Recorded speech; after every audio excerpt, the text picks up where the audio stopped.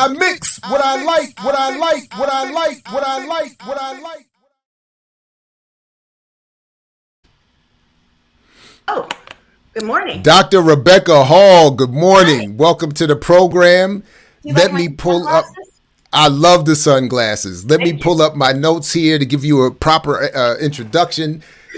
Dr. Rebecca Hall is an independent scholar, activist, and educator. Her paternal grandparents were born enslaved.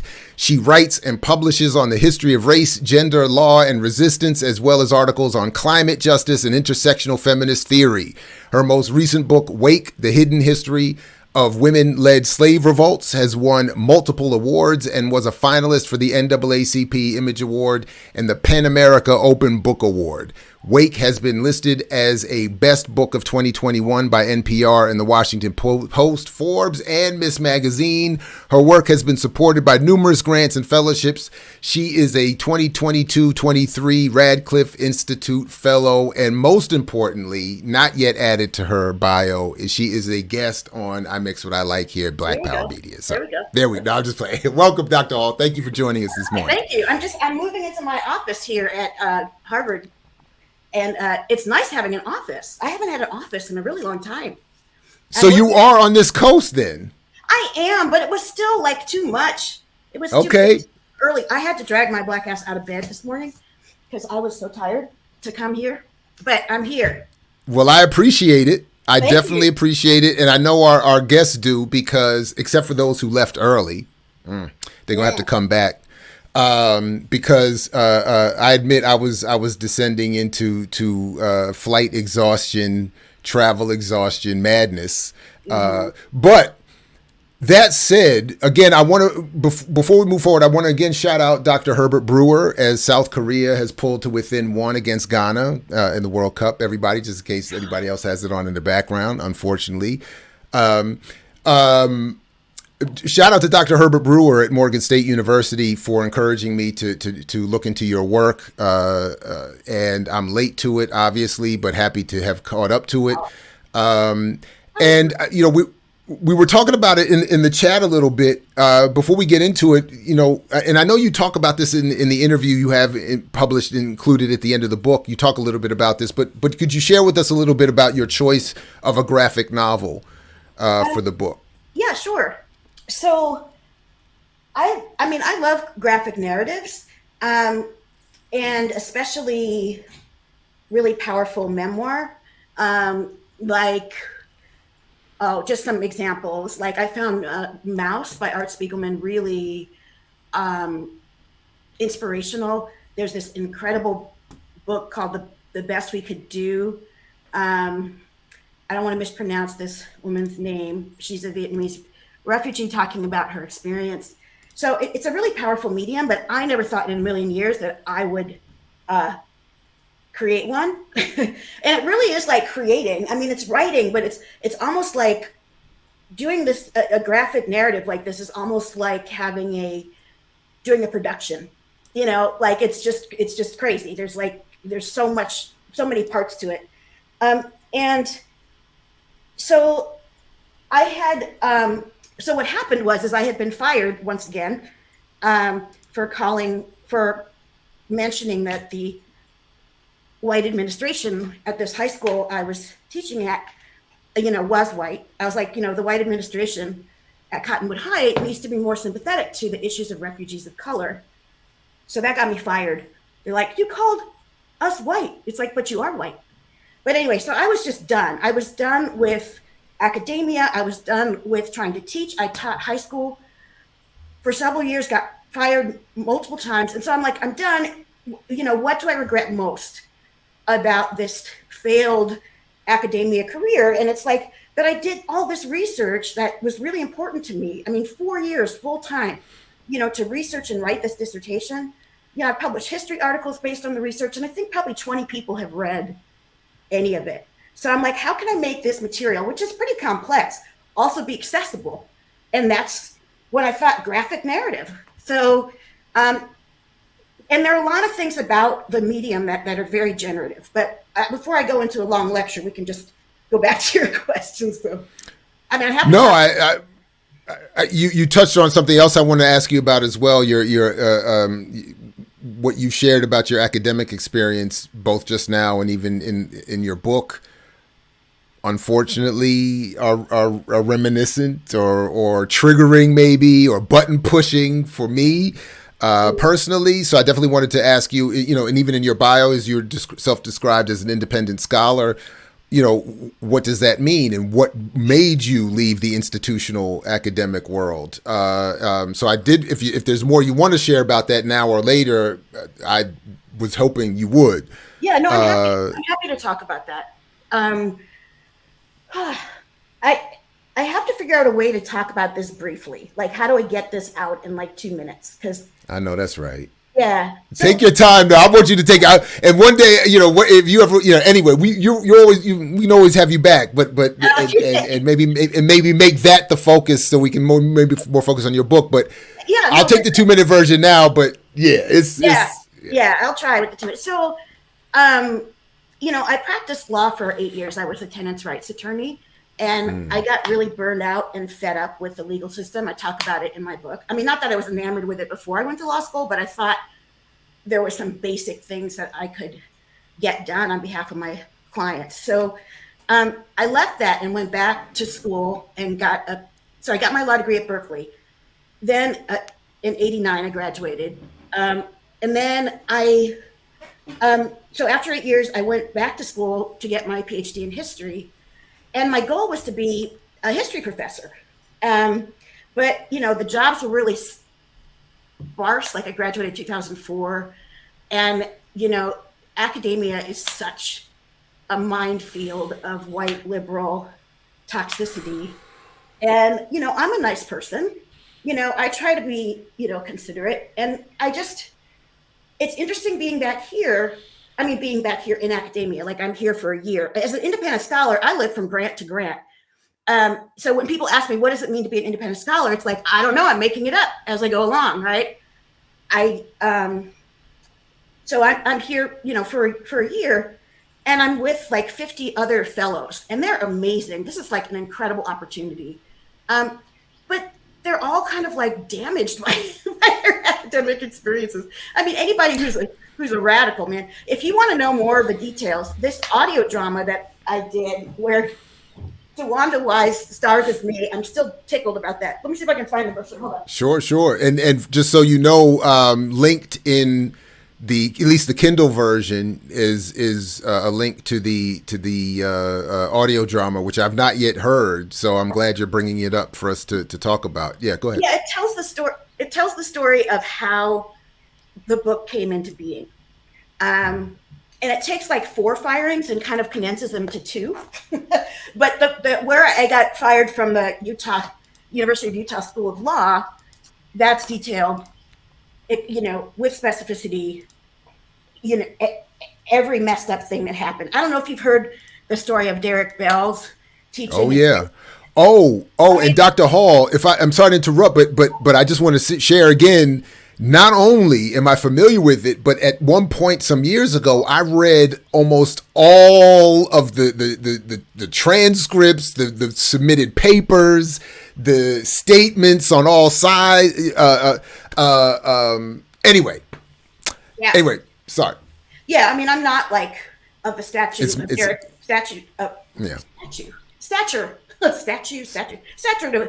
Either one.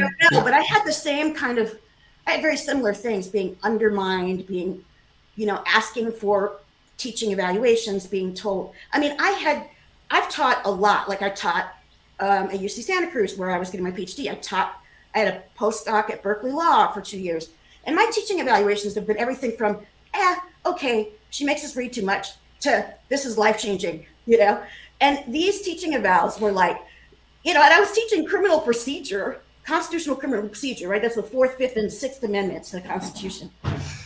And anyway, so they were like, and I was warned by a faculty person who had tenure, whatever you do, don't teach race. And I'm like, they brought me here from Berkeley to teach race. I was specifically brought here by the dean, who asked me to come and teach race.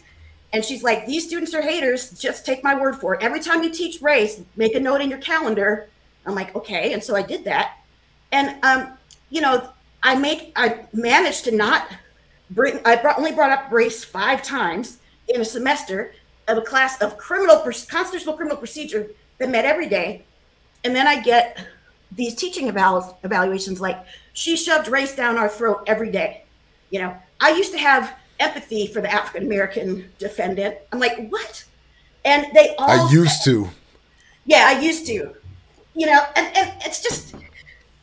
So it was like being thrown to the sharks because all this happened without any support. So, I mean, the details are in this audio drama. You can get it on Audible. But yeah, so academia. I'm very radical. Yeah. I don't really quite fit in. No, I get it, and I unfortunately I get it. So Yeah.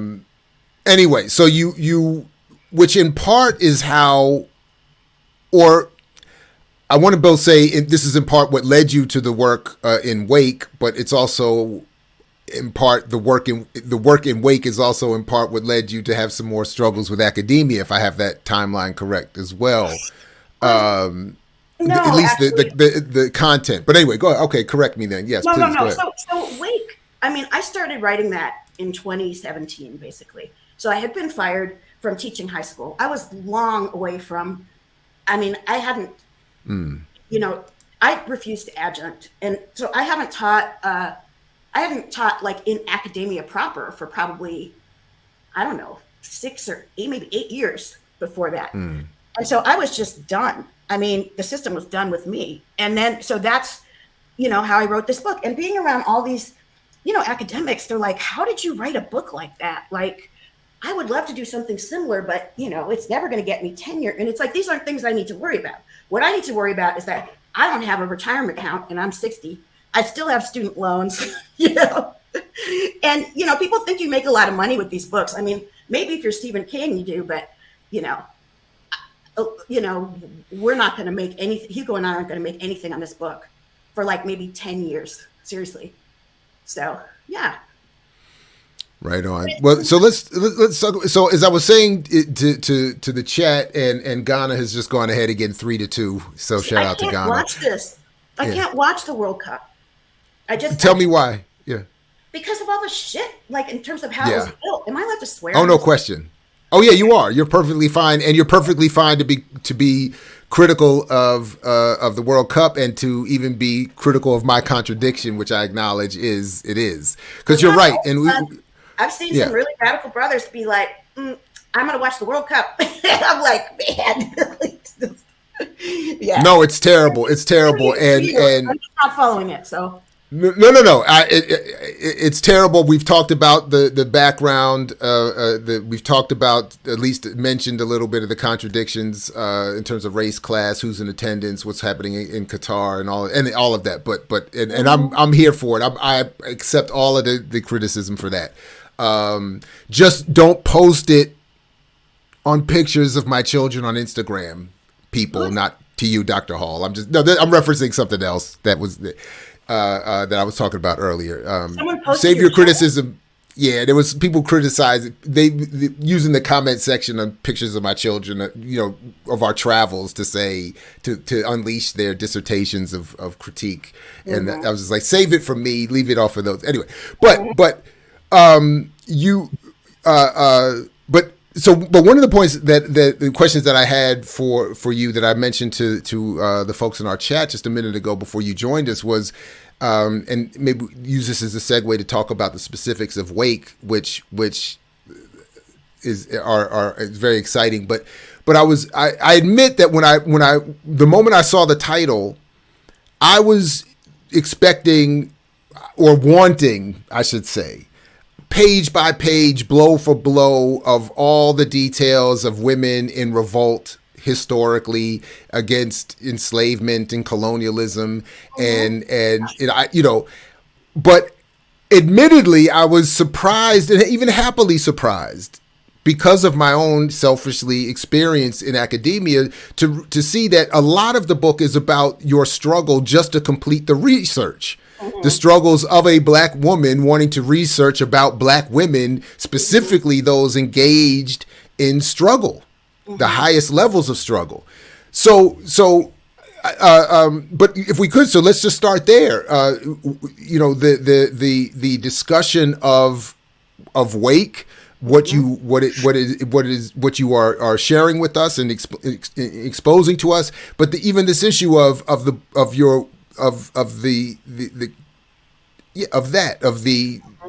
book being as much about your engagement in producing the research or conducting the research as it is about the specifics of what the research right. reveals. And it turns out that part was crucial.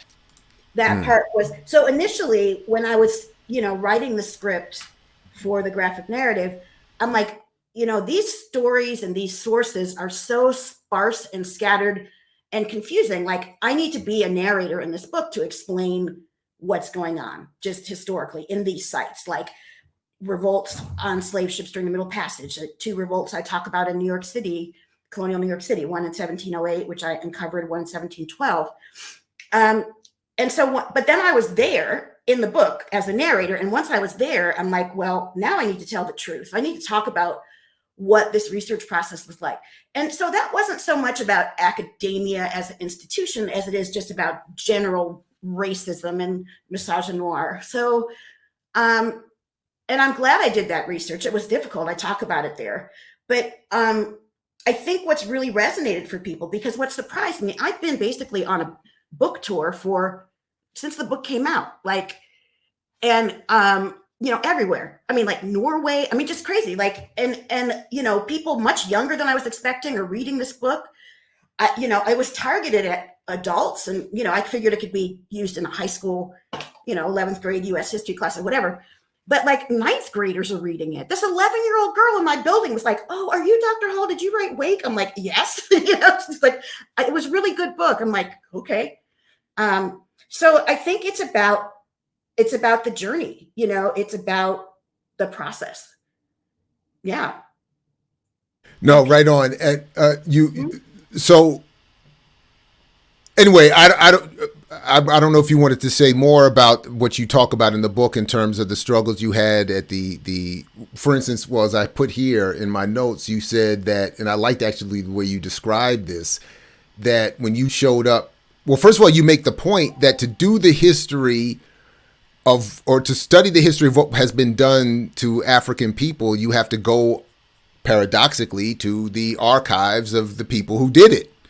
And then sometimes the people who are presiding over those archives are acting like modern day forms of the people who committed the initial crimes, which is why you describe going to the British Museum as a crime scene, which I thought was a very apt description. And I wanted you to say more about why that description is appropriate and why you said that and what your experiences were going there to learn about these primarily African women who were in revolt. Yeah. And I wrote that whole, for the graphic narrative, I wrote about my experience there way back in 2002 or whatever, when I was doing this research.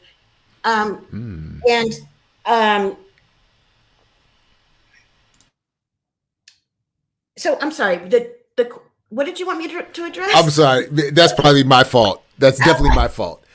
It was, I wanted you to talk about why showing up at the British Museum, you felt it was necessary to describe it as a crime scene. Well, because it is. And then, everybody knows that now, right? It's like, the British Empire, man, the sun never sets on the British Empire.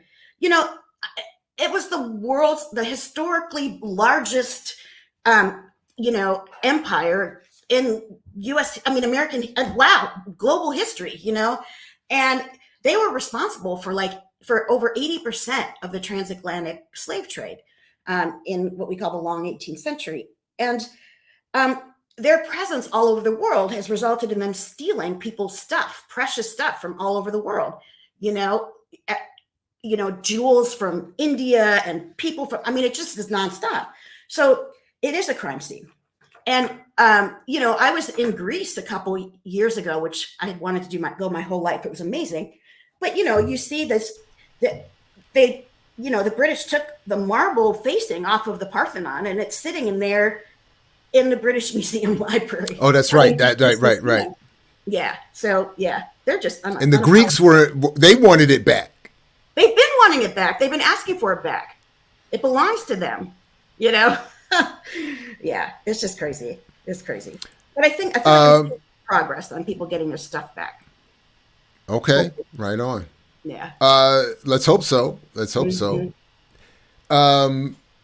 You also mentioned it's sort of a passing thought, but it loomed large for me, particularly because I was reading this while in Paris, dealing with diasporan Africans.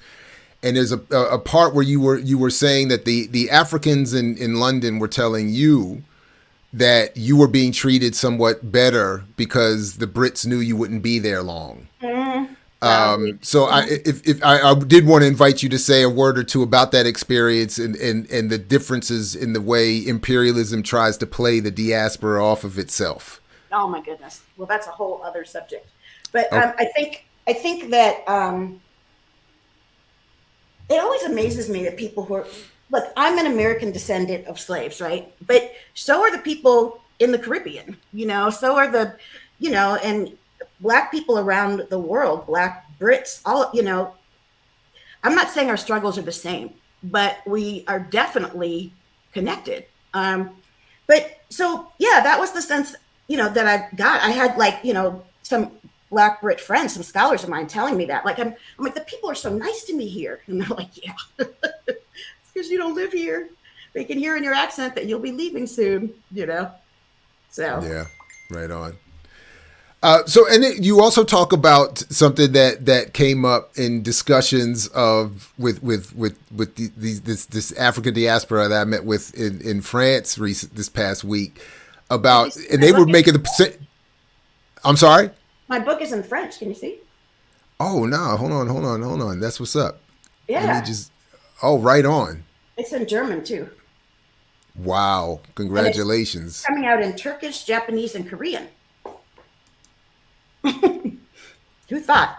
Like, damn. I'm still not quite getting how it's resonating like that. It's great, but yeah, that is well part of what and I had just added, similar to this diaspora question, I just added in my notes here that I wanted to ask you about. Is it because the one of the points I was making earlier was that I had, people are sometimes critical of, well, why would an African descended person go to Europe for any, instead of going to the continent, as if it's either one or the other. But one of the points I was making was that there's a diaspora everywhere. So I was wondering if part of what is resonating in terms of your book's popularity is the diaspora in other parts. We could maybe speculate as to why Europeans of various backgrounds might appreciate the work, but is to what extent is it the diaspora in your travels that you think is being spoken to? Right. Yeah. Did that make sense? I hope that it does make sense. And and it's funny because I don't quite know all the. Why does that keep happening? I don't know quite what is drawing people in Japan and South Korea and Turkey. I don't think it's about the diaspora. France very well could be, and so could the German one. But I think that there's something that resonates, I guess, with people fighting back. I mean, I think a lot of people can relate to that. So, yeah. Right on. Let's hope so. So but this point I was getting to was that, apparently some of the same discussion of France's involvement with enslavement is similar to what you describe in your book about the Brits, where they only want to focus on the point at which they engage in abolition, not in the act of enslavement, leaving out, you have to first enslave before you can abolish. Right. Thank me for taking my knife out of your back. Thank me for that. Oh, for sure. Yeah. And so you talk about that, and then also, I'm sorry. Go ahead. Yeah, it's just this whole abolition thing. Yeah. So I may be too tired to go into all this, but the British did compensated abolition. So they paid slave owners uh, back for taking their property, and we've never been paid back, and there are people in the UK that I really believe, white people who were really opposed morally to slavery. There's incredible work about, like, for example, white working class women who organized boycotts against, you know, sugar and all kinds of things.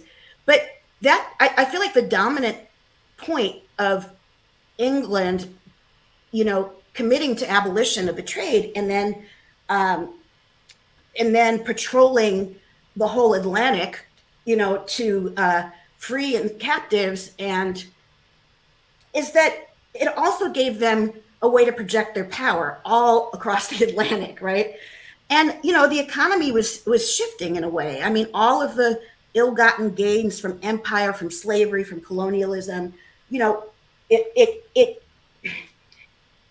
it funded the empire, in its transition, so into more industrialized work. So it's complex, but I feel like I have like a ear for like how historical narratives get framed in a way that just keeps reinscribing white supremacy. It's like that's my almost like my special talent. It's like I'm in the middle of writing So another book, and it's like I'm in the point where it's like flow, but the flow is becoming a flood. I'm annoying myself. I can't even watch something on TV. I'm sitting there like re-editing it. It's like, oh, they should have done more transition there. Why did they make that casting choice? It's like I can't even enjoy anything. So ah, again, similarity. But given what you just said, let me work backwards against my own notes here and say, so given what you just said about the framing of narratives that reinscribe white supremacy, I was very much interested in what you would then have thought of the Woman King, given what you wrote about those same women in your book here. yeah, Uh, that's interesting. When that movie was being made, I was so worried um, about this is complex history with the Agoji, because in the 18th century, the 1700s, they, as part of the Dahomey army, were instrumental in, capturing people and selling them in the transatlantic trade. A lot of that was in the context of wars, and these are war captives, and a lot of the wars are being fought, you know, at European instigation with European tools and machinations and whatnot.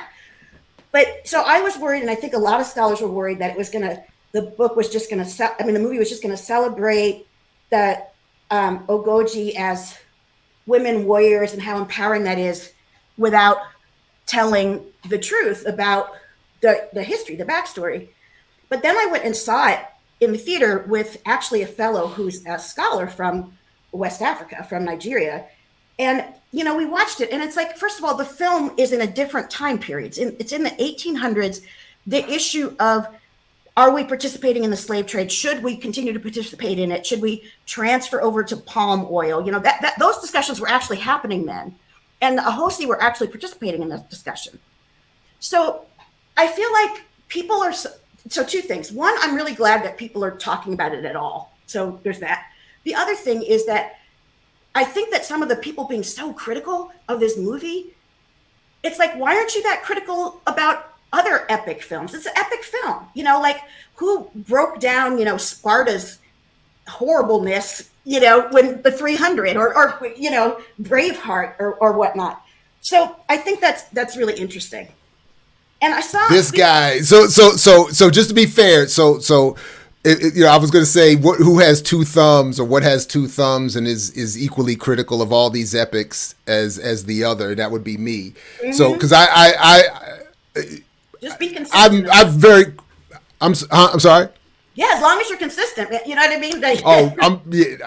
I'm pretty much so I won't. We don't have to have the disagreement or debate here, but I did not like the film and would have preferred the focus be maybe when they went to war with the French? Like, why wasn't that time period selected? But anyway, because I think that the period was a transitional period, where they're right. So, yeah. No, anyway. Fair enough. But I just wanted just to put my hand up to say that just to be clear that I did not like the film, but I feel like I am equally consistent with my disagreements and worse with all of these films. So, but anyway, but my point was given because maybe I'll go back and you can correct me on this, but as I was reading your discussion of that of Dahomey in that time period and I was thinking again that the Woman King in my head and in my note here, I'm saying the Woman King is meant to negate the potential impact of your work. That it's meant to snatch a woman, women leadership, African women leadership, and sort of take it away from the power and the inspiration that I get from reading your work, and put it into something that ultimately does not lead to any sort of aggressive conflict with Europeans or leaves the discussion in the African versus African point, which you address in your book about this narrative. I was surprised that they were saying Africa, all Africa, but the brother, the scholar from West Africa, I was like, who was talking about Africa as a continent in the early 1800s? He's like, there's actually some discourse about it.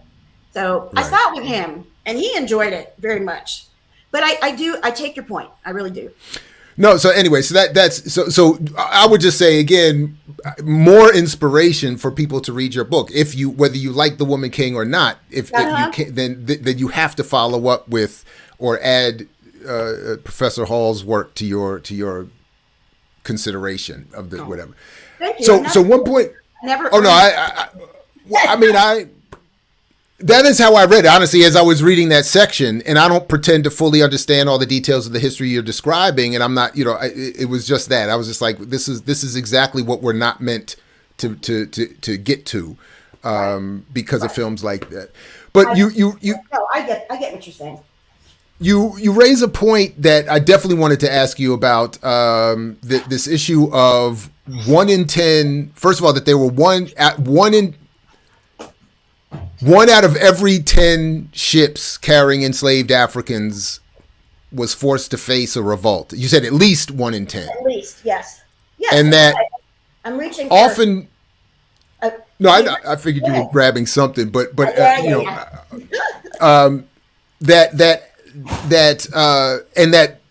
often, and I don't remember if you ascribe a percentage to this or not, but often enough, at least, these routine revolts were led by women. And then you talk about the conditions on those ships that would explain why women were often in those leadership positions. And I definitely wanted you to bring that up, as an example of what you do in your book for us to talk about. So first of all, I think it's important to note that the research that showed that there were 1 in 10 ships, there was a revolt documented.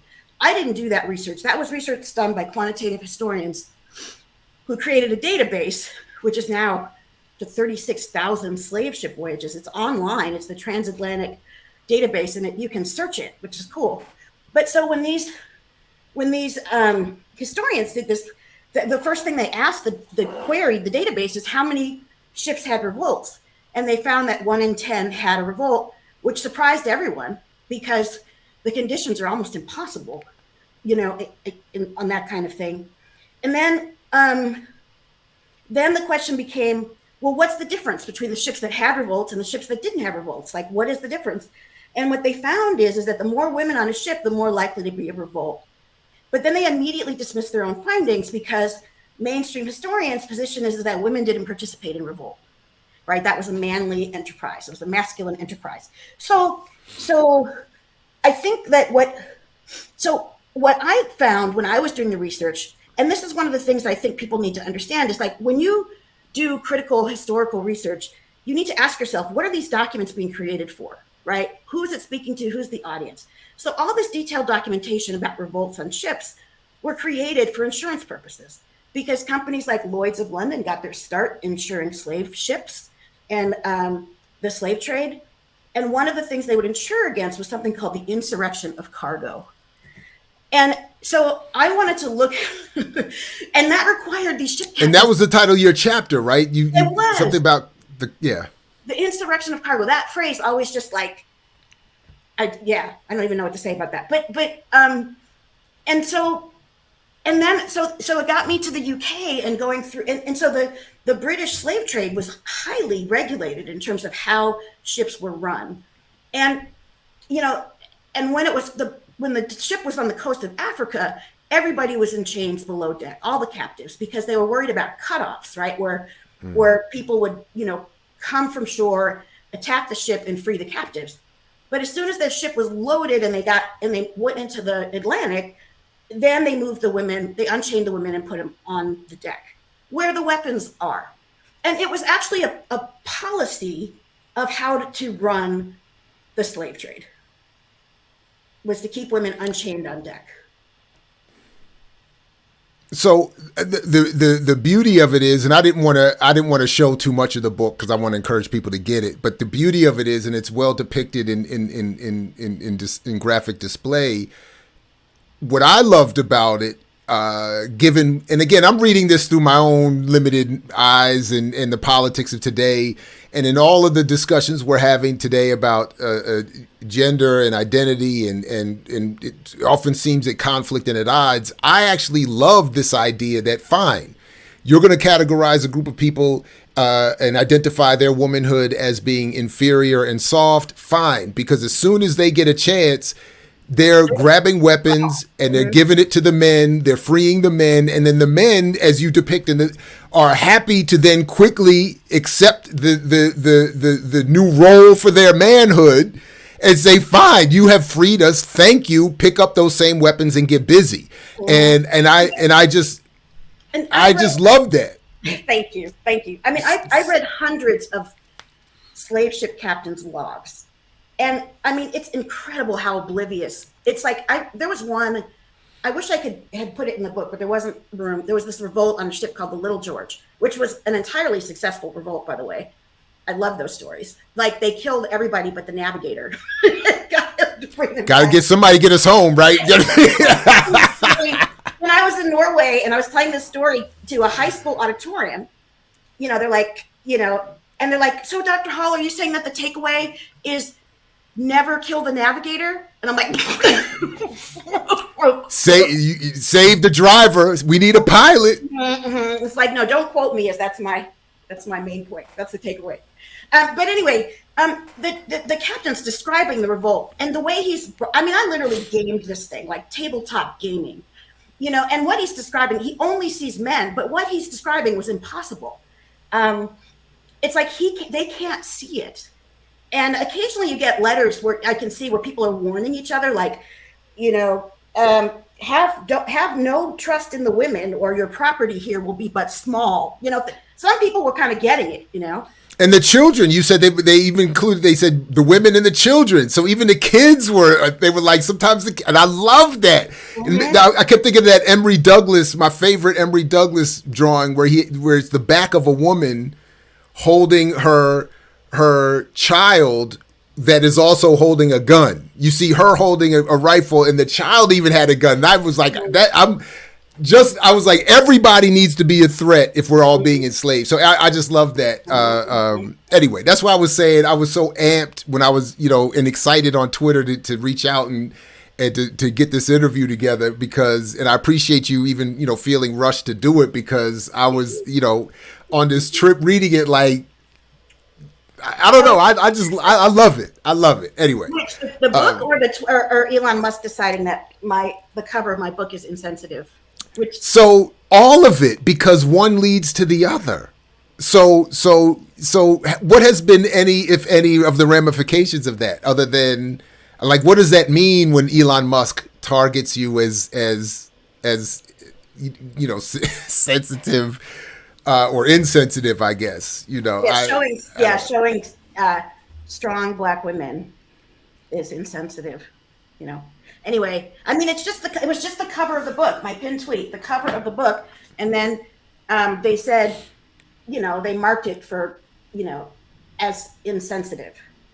That's So, insensitive. It is insensitive yes, to the wealth creation processes that have led to an Elon Musk. right, It is. exactly. So shame on you, Dr. Hall. Shame on me. I'm happy to take that shame. I just want to show real quick what I was digging for. Sure. So the original art from the book was sent to my office. Like Hugo, my illustrator, and I can't do anything without talking about him. He's Right incredible. on. He's an incredible artist. And just to see his art, I mean, he wasn't. This is what he was, a full-time pedicab driver when I got him on board this project. It's not like but so he thought Simon and Schuster sent him all the original art. I mean, he thought they sent it to me. I thought they sent it to him, and we're like, it's still sitting in the studio. So we got them to send it here, and I had never seen the original art. So look at this is so Wow. it it gives me chills. And Yeah. the lettering is another layer process. So you don't see the lettering here, but and these are big sheets like this one. People seem to really be drawn to this page. Um, these are really big sheets, and then they get, I don't know how to center stuff on the camera. And then they get reduced in size, which allows for a lot more detail. And I also want to show one more thing, which is, Sure, sure, sure. this is kind of what I'm working on now. I told the Radcliffe Institute for Advanced Study that I was developing a Black feminist methodology for recovering the agency of Black women in the archive. So that's what I'm working on, is how to use comics as a medium to recover, our resistance. And Are are you a comic book fan? well, Like I mean, outside of just fan. I read them. I read some of them. I appreciate them, but I'm not like a big nerd. But the relationship between the panel, I mean, the elements of the graphic novel, like the relationship between the panel and the gutter, right? So the panel is here, the gutter is the space between. That's the temporal line in a comic. You know, you as the reader almost co-create the story, because you're deciding the pacing, where to look.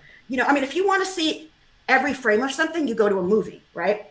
But comics requires you to create a very complex, careful relationship with using the frames. And so I actually did this crazy podcast, which I really loved, and it had, based on the audio drama. And Professor Saidiya Hartman was saying, Rebecca, you're articulating a theory of time. And I'm like, I am. I read anthropology of time books. I read physics of time books. There is a river, right? I mean, it's like I've been connecting with Vincent Brown here. He's an amazing scholar. And, he's like, this is what, he says really beautifully that, when we talk about the West, we talk about Europe and I guess the United States. It's like, and their contributions, but what did Africa contribute? The hundreds of years struggle against exploitation. That's what we bring. And it's powerful. It is really powerful. by the way, speaking in terms of the time, how you were just discussing time, it made me think of, in that first picture you showed of what looks like, I always think of should be some real superhero. Oh, Like she's Lele Rising. Yeah, I have it actually tattooed on my arm here. Where is it here? Oh wow, yeah. Oh wow. Yeah, but She yeah, but that's that, if I remember correctly, that's the beginning of a chapter where you start talking about the continuity that water allows yes, in yes. the travel of sound, and you were doing something with that in terms of connecting over time. Right, and Lele is the woman who, I mean, she's emerging after dying in this battle. She reemerges, right, and that's the circular part. That's the Afrofuturist part. You go to the past, you grab what we need, to fight for the future where we exist and thrive, and help us understand what's going on now, right? I mean, to me, that's the mission. So, Yeah, and she's in the beginning of the book, and then you see her. She starts to appear kind of subtly in shadows and reflections for the close reader, and then she emerges fully at the end of the book. Um, yeah, Right on. It's and the book very, I'm very writing dope. now, which I'm so excited about, is Exactly. it's called Taking Freedom: Black Women and Emancipation. I'm looking at, for example, I'm working on this chapter now about these Black women and men too, people who were just tearing up plantations, just during the Civil War. I have all these letters and journals from, I call them my slave holding Karens, where they're complaining. They're like, I went outside and they had killed all the livestock and had a huge feast, or I went outside and told them to, that they needed to get to work, and they had built a gallows in front of the house and they pointed it at it every time I asked them to do something. So, the idea that, Lincoln freed the slaves, or that Juneteenth, just don't even get me started on Juneteenth. So that's what I'm working on now. And No, I want to get you started on Juneteenth, and at some point yeah, you can do it now if you want. But By the way, the 10 o'clock. I don't want you to feel rushed. We don't. It's not a hard like we have to end. It's just a general time that I do end. So I'm happy to time check with you if you have a few more minutes. I have a couple more. Yeah. I need to get. Sure. Yeah, and shout out to Ghana who just won. Excuse the contradiction yet again. Sorry about that, but it's just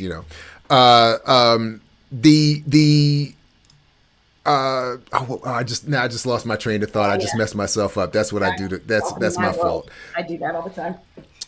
No, but you mentioned that one of the things you talk about and I wanted you to elaborate on, if you would, are the forms that revolt would take, the different ways that women would lead these revolts. We talked about the way it would happen on these ships. And by the way, I was just thinking again, having been on an aircraft carrier in the middle of the Atlantic, that alone can be terrifying. So the idea that people would have been on a much less technologically advanced ship and then willing to also risk and even end their own lives to revolt against to the vastness of space being in the, and if you've never been on the ocean, to then look up and be in the middle of the Atlantic again, even on an aircraft carrier, it's daunting. It is daunting. So the idea that I fully I'm saying I don't fully understand, but can only on some level appreciate what those Africans were looking at and deciding to confront. But what other forms did you find that women often ended up taking in terms of leading these revolts? On the ship? On ships? Anywhere. I'm happy to hear about all of it. Anywhere. Well, I feel like, and maybe that's my training as a historian, that, each place has a certain specificity. So my focus was on this 18th century because my PhD required, because I was getting a PhD in Atlantic world, colonial America. So that was my time period. I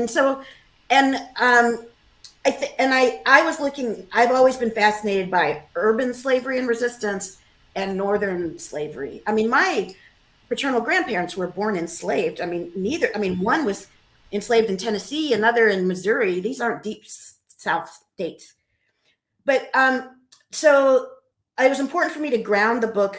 I'm from New York originally, so it was important for me to ground the book, in the North, in an urban society. And so, I was looking at two revolts in New York. And one of the things in the 1712 revolt that is so fascinating is that most of the people in the diaspora, most of the people who came from Africa to New York, they weren't transshipped from the Caribbean, or they weren't born in New York. Most of them were Akan speakers of the Akan diaspora, which is now in Ghana. And so the Akan, the Asante were quite aggressive in their imperial moves, and a lot of people got pulled into the trade. And so, but you can study the diaspora all over, the Atlantic world, and you can, like, the burial practices that you see evidence in the African burial ground in New York City, are so often Akan, the oathing ceremony that the enslaved people engaged in before the 1712 revolt, Akan. And so, yeah, I mean, it's fascinating. Right on. Right on. And let me just Absolutely. say this one thing about Sure. Juneteenth, and then I got to. Okay. So, That's right. it's the freedom for me, right? Have you seen that? Yeah, of course you have. But everything about it is wrong. So it creates a national holiday based on the end of slavery, and then dates it and connects it to the Emancipation Proclamation, which didn't free anybody. It didn't free one enslaved person. It was part of a series of what they call what do they call it? Confiscation acts. It's like a military thing when you're trying to undermine the enemy's war material and capacity. And and the Emancipation Proclamation, which was issued in 1863, said any slave in a state of rebellion is now free. First of all, Lincoln didn't have jurisdiction over those states in rebellion, and that left all the border states, that left Washington, D.C. itself. All these people were still enslaved. And I'm not even critiquing Lincoln. That's not my point. My point is that, so then Juneteenth was a beautiful local Black Texas holiday that celebrated, when the Union Army came and provided the force needed to help to provide support in their effort to free themselves. And instead it gets put in as, you didn't learn about your freedom that happened 2 years ago, and we came to tell it to you because you're stupid. It just drives me nuts. I can't stand that kind of narrative. And so slavery didn't end in this country until the 13th Amendment was passed in December 1865, with that horrible exception in it. But so the whole narrative of Juneteenth is a white supremacist. And, I know a lot of Black people wanted this to be a national holiday, but frankly, I don't know that they thought it through very much, because it doesn't work as a national holiday other than as a tool of oppression. That's my opinion. I love it. Fully agree. Yeah. And so I would request, like, do you want to talk on our Juneteenth program? It's like, you don't want me to come talk on your Juneteenth program. Trust me. I do. So I'll be in contact with you again for that next year. And in addition to all the work you have forthcoming, I definitely wanted to stay more in touch and follow up with it. Go back and even read some of the articles you said that I can identify with that not many people see. And I'm very glad you produced some work that will get more attention. One quick question, if you don't mind, I was wanting to ask you this myself since you mentioned it. Were you ever able to hear directly from your grandparents stories of enslavement, etc.? Well, so here's the deal, right? The reason why me at 60 had paternal grandparents, like my father's parents, born enslaved, they were each born in 1860, is there was a huge generation skip in my family, right? Of course, the fact that it's possible is the main point, that it's possible to be 2 generations away from enslavement, this thing that happened so long ago. Why do we keep thinking about it? And has nothing to do with anything today. Oh, no, it absolutely doesn't. And so my father, though, beautifully. So my father was born in 1898, and he was a Black communist. His pen name is Harry Haywood. And he wrote an autobiography called Black Bolshevik, where he writes down stories from his family's, his parents and grandparents that they told him. Wait a minute. Did you just say you're related to him? He's my father. He's my This father. is your father? Yes.